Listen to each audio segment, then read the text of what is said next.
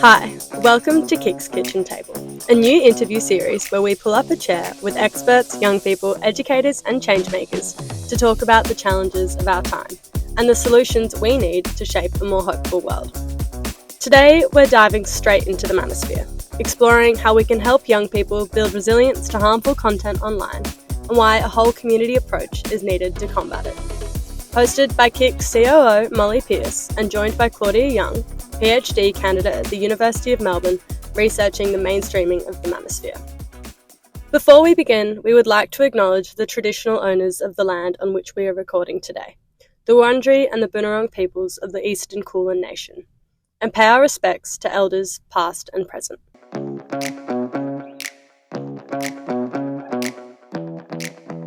Welcome to Kik's Kitchen Table. Thank you so much for coming. And we're obviously joined by you, Claudia.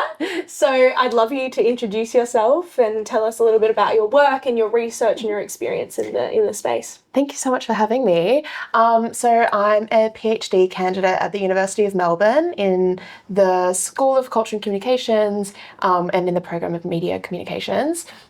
And my PhD is looking at the mainstreaming of the manosphere. So I started working in the space, researching the space in 2020 during when I was doing my honours thesis, which was looking specifically at incel communities. I took some time off after finishing that before starting a PhD and was really interested in, during that time, the explosion of popularity around Andrew Tate. And it was really interesting to me that these ideas, which had been so fringe, that were really, within the incel community, really strongly gate-kept. They were really trying to keep that an insular community.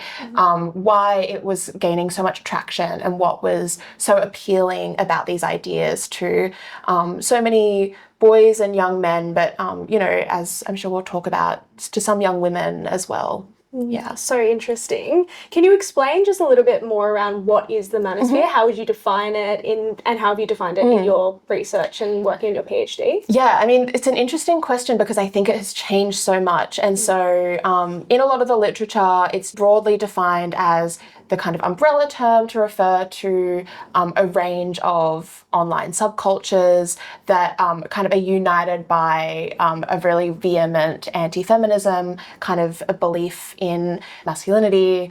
And so this includes incels, men's rights activists, MRAs, men going their own way, pickup artists, looks maxers, all of these kinds of groups. But I think that definition is a little bit outdated because what we're seeing with these ideas going more mainstream is that they're no longer confined to these kinds of subcultures, that it is just kind of cultural now rather than subcultural. Where is this information being shared? Where are young people and people kind of across the globe engaging with this content? I mean, so a lot of it started out on forums, so like either kind of topic-specific forums. Back in the day, it was these websites called Love Shy, Pickup Artist Hate, one called Slut Hate, and then they kind of moved to 4chan, Reddit. But as these ideas, started to gain traction, they continued to spill out into more mainstream platforms. So, I see a lot of stuff on Instagram nowadays, but also, alt tech still plays a big part in these spheres. And I think what's interesting about how it's spreading and how these platforms are being used is that a lot of these influencers are very aware of what goes viral, how to go viral. So part of what made Andrew Tate so famous and why he grew in popularity so quickly was that he had a financialized scheme that, financially motivated his followers to, he was trying to get referrals to his program called Hustles University. And the way that he did that was he would tell his followers, he didn't actually have a TikTok account, but he would tell his followers, upload the most outrageous clips of me to TikTok, to go viral essentially. So it was this really decentralized strategy of having his followers, game the algorithm, know that it was really divisive and extreme content that would get a lot of clicks and engagement, and we can see just, you know, how successful that strategy was. Yeah. You've touched on a lot of the different kind of subcultures that exist within the manosphere. Can you talk about some of the key or core ideologies that we see playing out today that young people might be engaging with? One of the really common framings that goes on in these subcultures, and again, what kind of unites a lot of them, is this idea that it's actually men who are victimized. And I think victim narratives are really key in understanding the manosphere and the logic that unites them. Kind of related to this idea of it's actually men who are victimized. It's the rhetoric that's often used is like, women live life on easy mode, right? Because, and I mean, as with all kinds of extreme ideologies, that there is like a kernel of truth that they really exploit. So they kind of see, like, they take up the kernel of truth of how patriarchy affects men, and how capitalism hurts men, and this idea of like masculinity being tied to being the breadwinner, being the provider, being the person who earns a lot of money. And so they really resent this idea of, you know, paying for the first date, or like these kinds of things in which that they see benefit women. You know, chivalry, the fact that you know, in certain countries, women don't have to sign up to the draft, or, you know, things like that.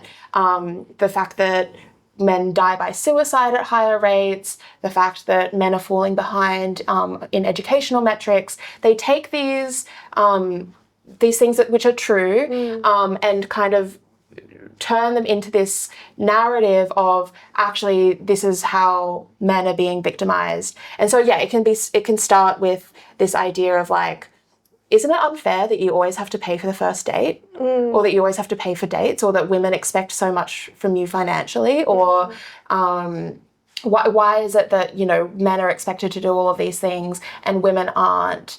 Obviously, again, like, what these narratives ignore are all of the ways in which women are systemically disadvantaged. Yeah. And what do you think, what are some of the key messages that people might come across, just some of the simple taglines or things to watch out for that are almost really subtly coming across young people's algorithms? I think that another thing to remember is that young people are not necessarily diving right into the most extreme rhetoric that these man-influencers are promoting, but there is a pipeline that can occur of it just being quite subtly introduced. Just this question of, oh, don't you want to look better so that you can attract girls? And then from there, you know, as we know, the algorithm will really latch onto that and really kind of continue to feed more extreme content. And yeah, once you've kind of like bought into certain logics, it becomes easier to believe certain things, because these ideas build on one another.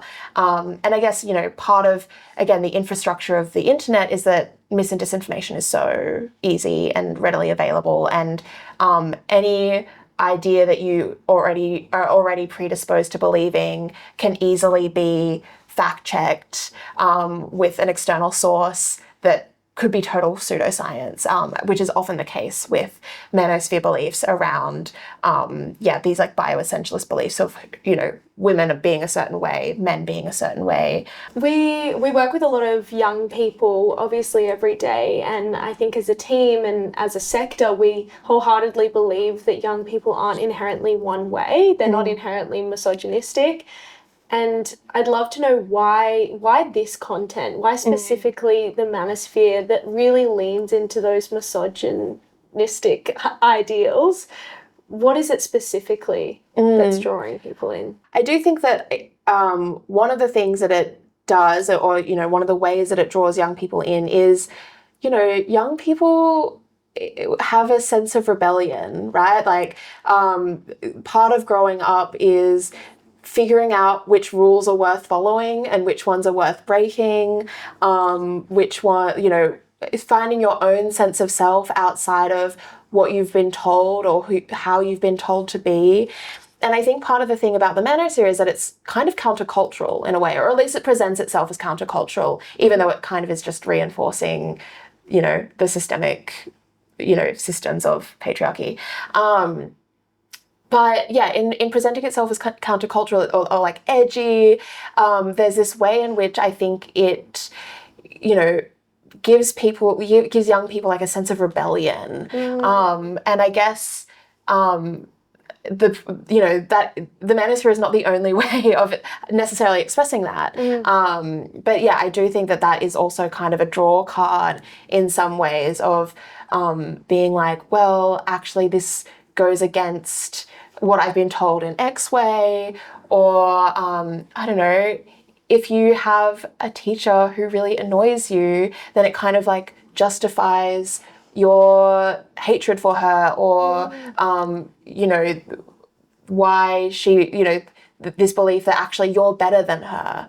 And I think, I guess part of the stability that it offers is this idea of you're okay because you're a man, and because that means that you're inherently better than women.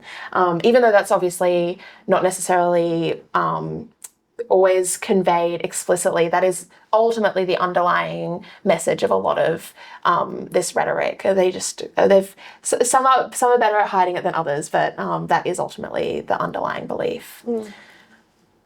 And it's really interesting, I think, in a lot of the work we do, where at KIC there's a real common concern coming from young people and around finances and money and that insecurity and what their future's going to look like. Do you think that this really leans into that fear and vulnerability? Yes, absolutely. And I think another common trope that you find across the manosphere, and especially with manosphere influencers, manfluencers as they're sometimes referred to, is this idea of like, they can teach you how to make money, and they can teach you how to bypass this like very unfair system of global finance by, for example, telling you how to invest, telling you what crypto to buy, telling you if you just pay, I don't know, $50 a month for my my scheme, my program, I'll teach you how to get rich quick, build wealth early so that you can retire early, so that you can buy Bugattis, so that you can live in a mansion, which in turn will attract women as well. So they definitely exploit these anxieties around the economy and around money and finance. I think what's interesting is they identify a very real problem, which is that, yes, young people are very much at a disadvantage in this economic system that has been created. But instead of being like, maybe we should critique that system or find a way to improve it, or, change it in any way, they're like, no, here's how you can exploit it so that you can gain wealth. Of course, what they often don't say, and what many young men experience, is that those get-rich-quick schemes are gambles, and they have the outcome of gambling, which is that a very small amount of people will win, most people lose. In times of uncertainty, and what we've really touched on around global uncertainty and what we're facing as a society, but also what's so acutely felt by young people, how do you think that plays into young people and people in general being drawn to the Manosphere? Yeah, a great question. I think it plays a huge role.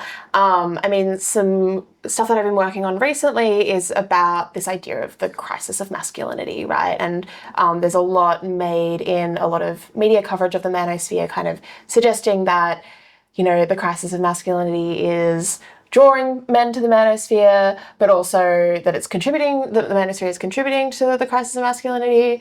And I think it's interesting that there's a focus on this crisis of masculinity when there are so many crises going on.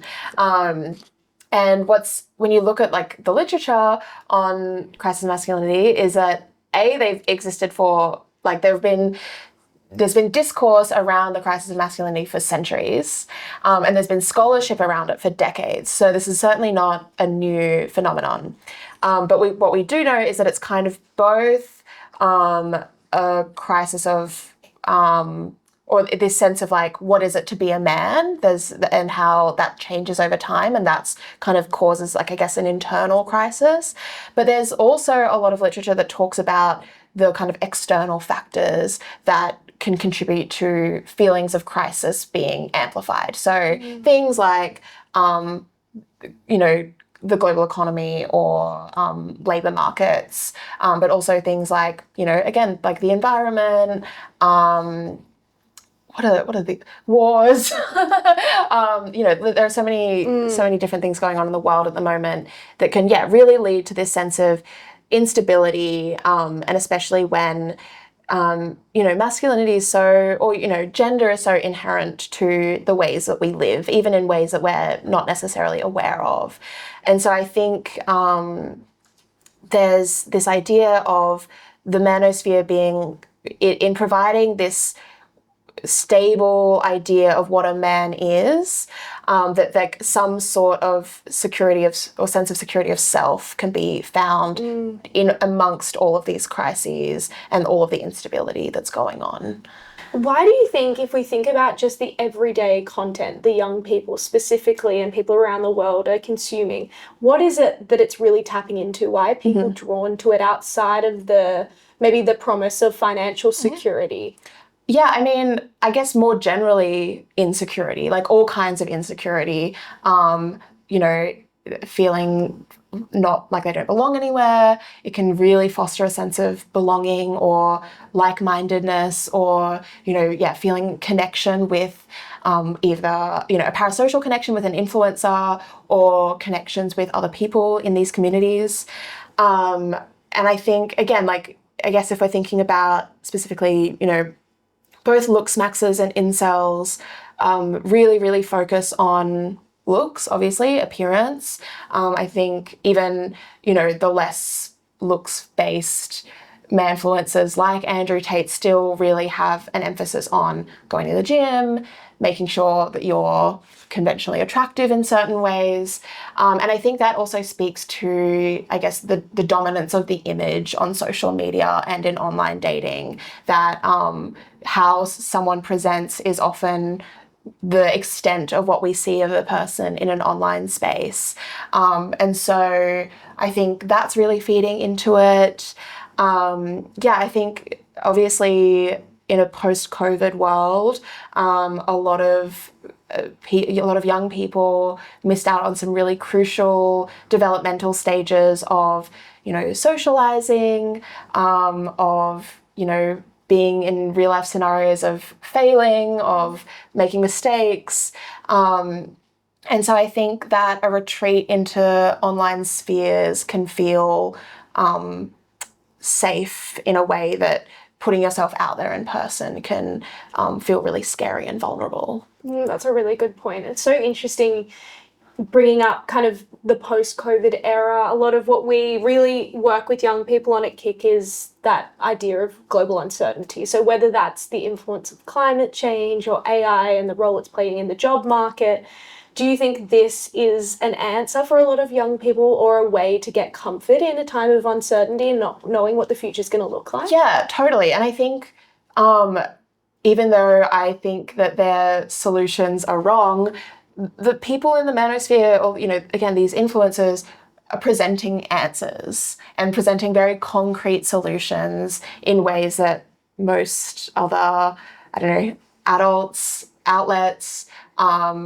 not, right? Like a very, very common radicalization pathway for young men into the manosphere is advice seeking and self-help. Yeah, that's super interesting. Do you think it plays into young people's sense of well-being and how they perceive themselves and their place in the world? Yeah, absolutely. It's a constant comparison. That's kind of, I think, what's interesting about, someone like Andrew Tate is that, a lot of young boys who follow him want to be like him. They want to have his muscles, they want to have his cars, they want to be surrounded by the same, models that he is. But I guess what is dangerous about that is that the things that he's promising will often not provide fulfillment. And also the ways to get there can be dangerous or harmful, or both to the person pursuing them, but also the people around them. I mean, obviously, Tate is a very shady figure and, has a lot of legal troubles for the way that he has, acted around women. Do you find that in your research, and just, I know you spend a lot of time researching like current events and also looking at pop culture and how this manosphere content and ideology is really playing out in what we see every day, no matter who you are. Do you find that it's also impacting interpersonal relationships or the interaction between young people? Have you come across a lot of that and any examples of that? I guess, anecdotally, I have heard of people, meeting people who are Andrew Tate fans, and I think it's interesting in that it has become this a kind of mental shortcut in a way of knowing where someone lands on a political issue or a whole range of political issues. Like if you're someone who's sympathetic to Andrew Tate, there's going to be a whole other host of ideologies or beliefs that kind of often go alongside that. Obviously, I think it's changing. I'm not a high school teacher, but from what I've heard, it's changing schooling in extreme ways, both in terms of how female teachers are being treated by young male students, but also, how other girls, female students, are being treated by the boys in their lives in, very, I think, scary ways. How do you think it differently impacts, if we think about in like a school setting or just young people in general, how is it impacting not only young men? Is there other people in the community that are also absorbing this content or the ideologies? Yeah, I mean, on the one hand, we're seeing, in the statistics, a deepening political divide in terms of where young men sit politically versus where young women sit, with more men leaning to the right, more women leaning to the left. This is, obviously causing issues in terms of dating, relationships, that kind of thing. But I think it's a little bit simplistic or overly naive to think that young girls are immune from these ideologies as well. We're seeing the rise of girls who are also in various ways adopting the logics of the manosphere, even if they're not directly engaging with the manosphere. So obviously the big trend of trad wives was kind of, in a lot of ways, adopting the same beliefs of the manosphere, but in a way that made that worldview seem beneficial to women, right? Of if a wife is able to be traditional, submissive to their husband will look after them in this very chaotic and unstable world, that they can find stability in the home, is the promise of what trad wives believe. Obviously, the reality often bears out differently. I know you've spoken before around needing a more holistic framework to combat these issues in online spaces, especially in social media, and talking about, the social media ban and the paternalistic nature of that. What do you see a holistic framework could look like in combating? And that's a big question. Yes. I think it's tricky because it would just require buy-in from so many stakeholders, and stakeholders that wouldn't even see themselves as being connected to the manosphere. Obviously, as we've mentioned, the economy, massive. You need economic stability and certainty if people want to, have alternative solutions, right? But also, the tech companies where these people are flourishing, they are obviously not, the profit motive for them is to keep these people on their platforms and to keep people engaged. And I think that something like a social media ban feels like an easy fix, but ultimately tends to only isolate young people further. By that I mean kids are smart. They're always going to find ways around these kinds of bans, as they already have. We know that they have.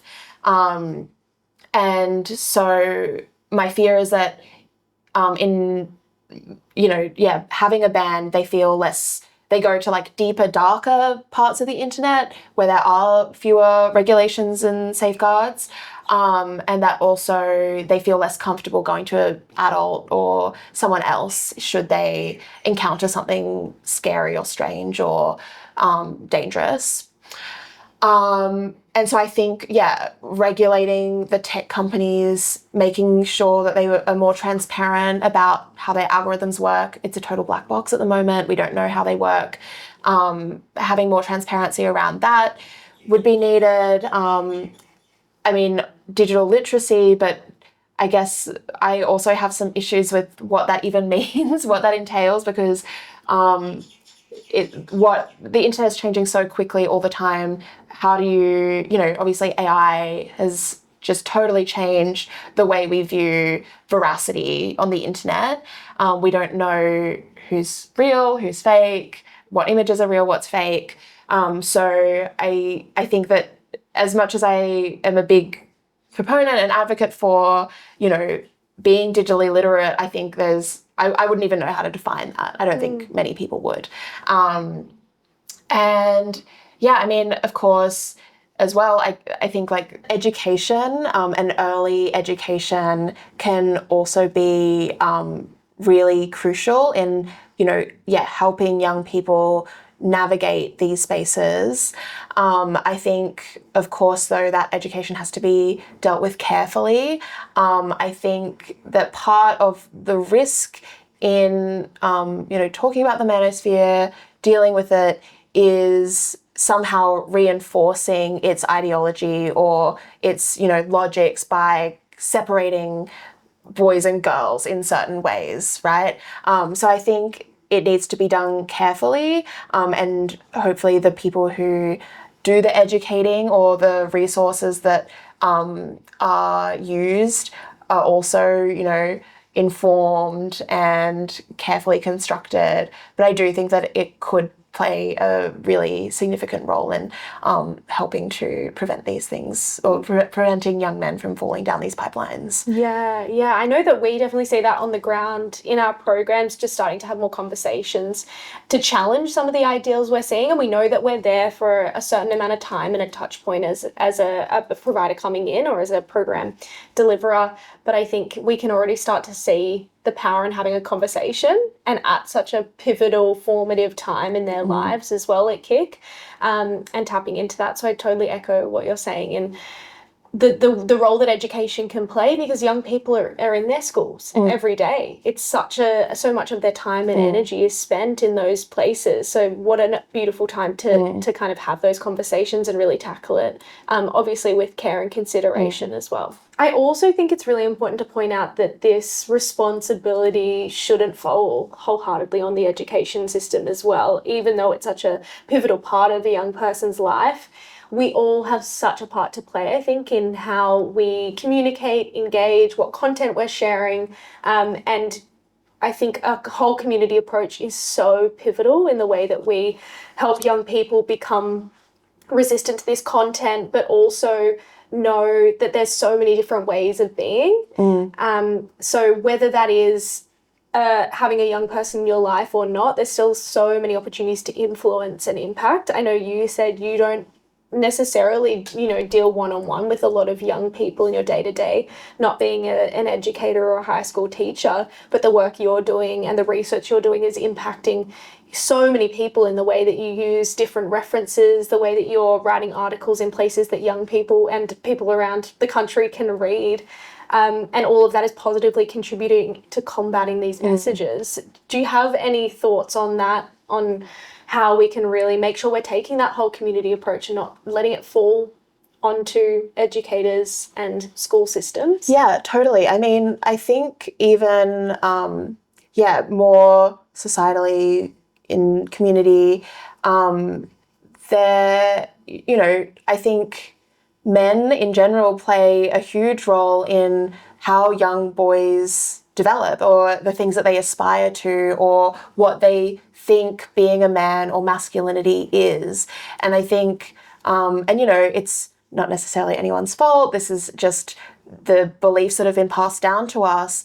But there is a kind of sometimes a perpetuation of ideas found in the manosphere, albeit probably less extremely, in how some men, even women, expect men to behave, right? Like, you see it all the time. I mean, the latest season of Married at First Sight, obviously there was the person, Tyson, who was very overtly, you know, influenced by the manosphere in his rhetoric and how he saw women and engages in the world. But even more broadly, there were some really interesting conversations on the show about how it's somehow emasculating for a man to move into a woman's home, right? And just like really subtle thing. And that was, a lot of the women at the table also agreed with that framing. And I think those kinds of beliefs, which are just so pervasive, can also really contribute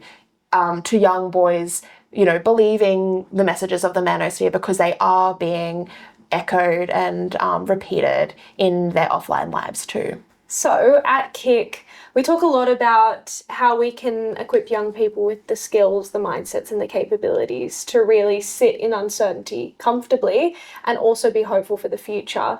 And I'd love to talk to you about what is it that we can really instill in young people, or work alongside young people specifically to get them to understand that there's other ways of being, and there's other identities, and that there is a spectrum. What do you think is at the core of that? Yeah, I mean, it's an interesting one, I think, especially given that so much of the manosphere is characterized by a sense of nihilism, of like... Can you explain that? Yeah. So there is a kind of fatalism to their beliefs of like, well, this is how the world is, this is how it's always going to be, and so therefore all I can do is look out for myself. You know, it's this very like quantified way of viewing the world, and it's all about self-improvement for the benefit of, you know, of having some sort of external benefit, right? Whether that be to get a girlfriend or get more money or whatever. And I think that there is not a lot of attention paid into internal fulfillment, and what makes someone happy, what brings someone joy or connection, or even, you know, in sitting in negative emotions, accepting that that is also part of being human. That is like the beauty of being human, that this like spectrum of, you know, experience that we get to live. And so I think, yeah, there's like, and it, you know, it really comes back to this idea of like hustle culture, of everything's work, grind, so that you can achieve this external thing. But there's not a lot of appreciation for the day-to-day, the journey, that every, you know, we're all living, we're all learning, we're all loving. Yeah, I think that there's a sense of, in slowing down and being able to appreciate, you know, what makes us human, that, you know, I think that, you know, it kind of combats that sense of nihilism. And I guess to know that there have always been crises, you know, there's always... There have often been this sense of existential threat, whether it be, you know, the Cold War or any of the world wars, or, you know, what we're experiencing now obviously is very new and different in a lot of ways, but the feelings are kind of similar to what has existed in the past. And, you know, I guess this belief that we can get through it, but it does require a kind of community and reliance on other people as well. I think that one way young people can kind of build resilience to the messages of the manosphere and, you know, to similar communities, because, you know, obviously the manosphere is one community, there are lots of other adjacent belief systems that are also rife on the internet that are drawing young people in, is by, having a pretty strong sense of self, or having a belief system, a value system, hopefully that they have been taught from a young age, hopefully by parents, teachers, knowing, I think for young boys in particular, it's important that they, have female friends, or, know girls, and like can see with their own eyes that girls are not this like evil, scary people who are going to ruin their lives.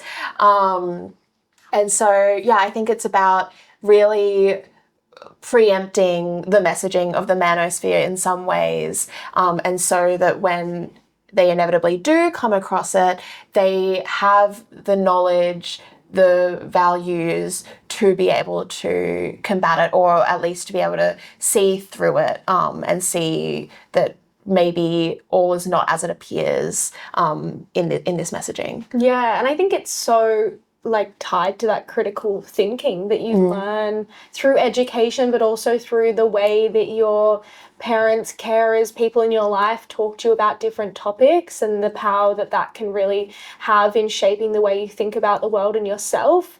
And I absolutely echo as well. I know that at KIC we really find that tapping into what is the core part that makes a young person them and makes them unique, whether that is values or what they want their life to look like, or what their amazing unique skills are or capabilities, and that can really help them understand their place in the world and have more of a sense of self that helps them be a little bit more resistant to this content and have those critical thinking skills as well.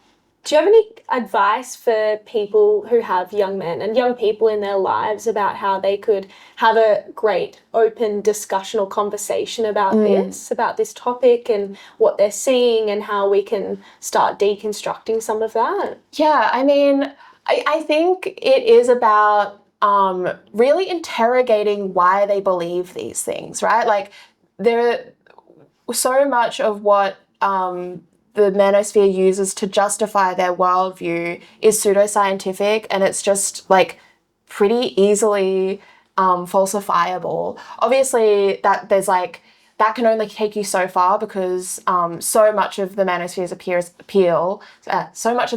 appeal is emotional, and so I think it would also be about getting to the bottom of what insecurities, or what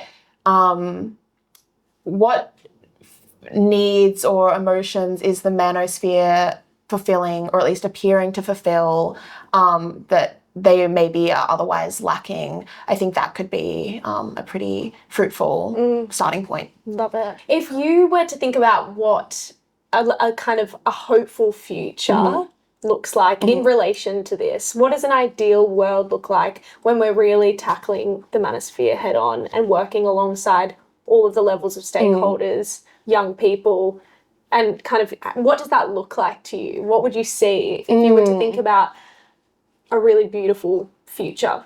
Yeah, I guess like something that I think a lot about in my research is, and I guess kind of going back to this like bioessentialism thing, is that like I really don't think that men or boys are inherently bad. Like, that like far from it. These things are learned. These, it's, ingrained over time, but that doesn't mean that has to be the future, right? And I think that that's what I come back to often, and I think about, all of the beautiful, lovely, gorgeous boys and men in my life who, could not be further from the like ideal man proposed by the manosphere. And so I think it is kind of also about having alternative paths of what men and boys can be and how they can exist and flourish. And I actually think that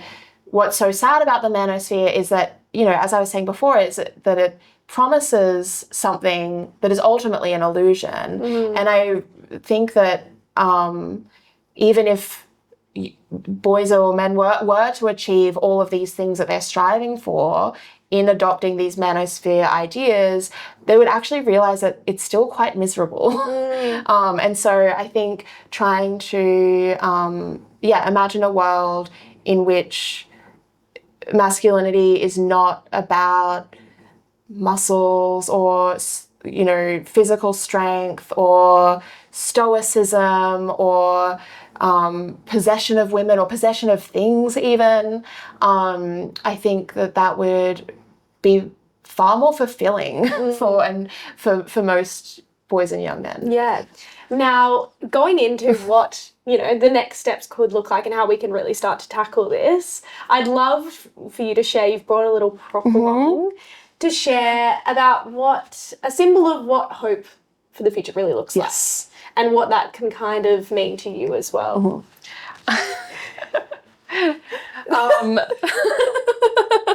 It's so silly. So this is a little plush that I got for my birthday from my brother.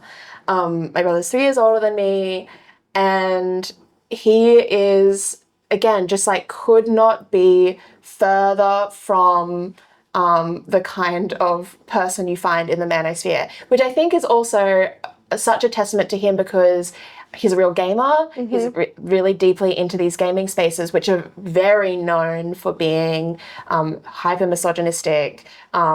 Obviously, I mean, maybe not obviously, but Gamergate was a big event that happened in 2014 that, is understood to be somewhat of a precursor to the manosphere as we know it now. Oh, interesting. And that was like really about these like disaffected gamer guys who didn't want women into their spaces and that kind of thing. But my brother really could not be like more opposite. He's just really gentle, so empathetic, so caring, surrounded by female friends whom, I know that he loves and respects.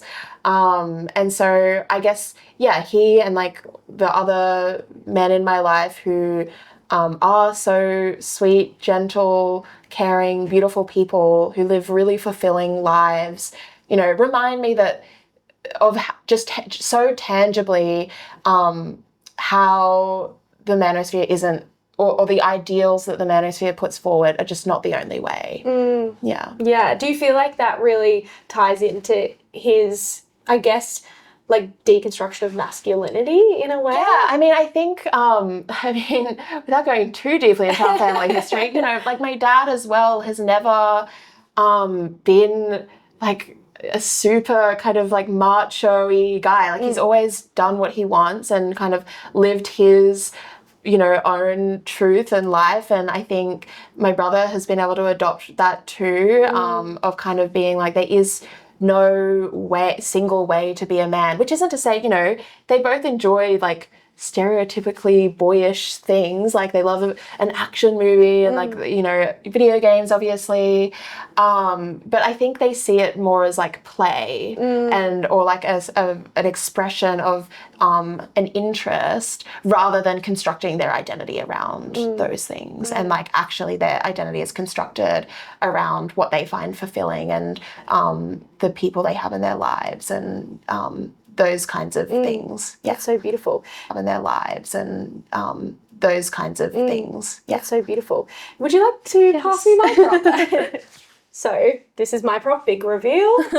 I've wrapped it up, lovely. So this is my, I guess, symbol of hope for the future. So this is a piece that two of my friends got me in Mexico by an Indigenous artist, and I think the symbol of getting it as a gift from a friend really represents like the way that I see connection really playing a core part in us moving forward. And I have so much hope for the future and for young people in them knowing that connection is really the most important thing, and building relationships and friendships has been so pivotal in my life. And I love when I get to go out to programs at KIC and see the way that young people have connection with one another, hold each other up, and they're so formative in shaping the way that they think about the world, but also those relationships will just continue to carry through their lives, hopefully, as well. So symbol of the hand, gorgeous. holding hands, but also just, having this been given to me by lovely, thoughtful friends as well.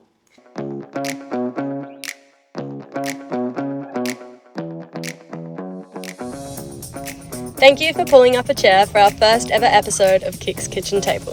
If you're an educator, working in industry or local government and want to help young people build resilience to harmful content online, check out our programs at our website crazyideascollege.com or get in touch directly. Also, don't forget to subscribe on Spotify and YouTube or sign up to our newsletter so you never miss an episode.